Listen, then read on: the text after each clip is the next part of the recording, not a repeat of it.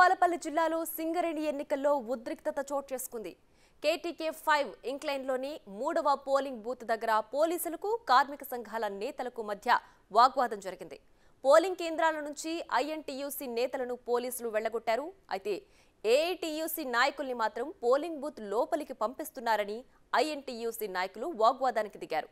మరోవైపు ఎర్ర చొక్కాలతో ఏఐటీయూసీ నేతలు పోలింగ్ కేంద్రాల్లోకి వెళ్లడంపైన అభ్యంతరాలొచ్చాయి. దీంతో వాళ్లను కూడా బయటకు వెళ్లాలని పోలీసులు సూచించారు. వాళ్లు కూడా వాగ్వాదానికి దిగారు.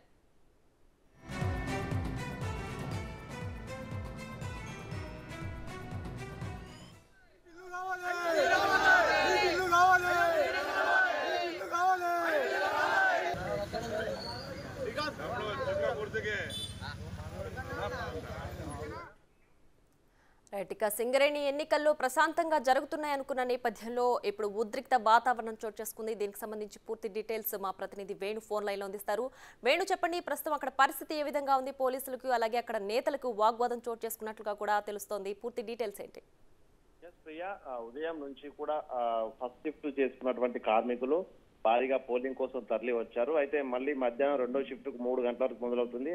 ఆ మధ్యాహ్నం వరకు కూడా ఈ మధ్య లోపల ఓటర్లు ఎవరు కూడా ఓటేసే పరిస్థితి లేదు. సో ఉదయమే భారీగా ఓటర్లు రావడంతో అక్కడ ఉన్నటువంటి కార్మిక సంఘాలకు సంబంధించిన నేతలు తమకే ఓటు వేయాలంటూ ఏకంగా పోలింగ్ బూతుల వద్ద వెళ్ళి ప్రచారం నిర్వహిస్తున్నారు. ఈ క్రమంలో ఎర్ర చొక్కా ధరించి ఏఐటీసీ సంబంధించిన సంఘం నేతలు నేరుగా బూతుల్లోకి వెళ్లడంతో అక్కడికి వచ్చినటువంటి ఐఎన్టీసీ నేతలు అభ్యంతరం వ్యక్తం చేస్తూ అక్కడ పోలీసులను వారిని బయటికి పంపించాలంటూ వాగ్వాదం దిగడం జరిగింది. దీంతో ఏఐటీసీ నేతల్ని బయటికి పంపించే ప్రయత్నం లోపల పోలీసులతో వాగ్వాదానికి దిగి మరీ బూతుల లోపలనే ఏఐటీసీ నేతలు ఉండడంతో కొద్దిసేపు పోలీసులకు ఏఐటీసీ నేతల మధ్య వాగ్వాదం జరిగింది. అయితే ఆ సంఘం నేతలు లోపలికి వెళ్తే మేము కూడా వెళ్తామంటూ సిఐటి నేతలు కూడా పోలింగ్ బూతుల వద్దకు రావడం జరిగింది. దీంతో ఇటు 2 సంఘాల నాయకులు పోలీసుల మధ్య కూడా కొద్దిసేపు వాగ్వాదం జరిగింది. దీంతో కొంత స్వల్ప ఉద్రిక్తత నెలకొంది. దాదాపుగా అర్ధగంట సేపు వారిని సంధానించే ప్రయత్నం చేసినప్పటికీ ఆ ఎర్ర చొక్కాలు ధరించినటువంటి ఏఐటీసీ నేతలు బయటికి వెళ్ళడం సస్యమిరడంతో కూడా అక్కడికి సిఐటి నేతలు భారీగా మోహరించి పోలీసులకు వ్యతిరేక నినాదాలు చేసే పరిస్థితి వరకు వెళ్ళింది. దీంతో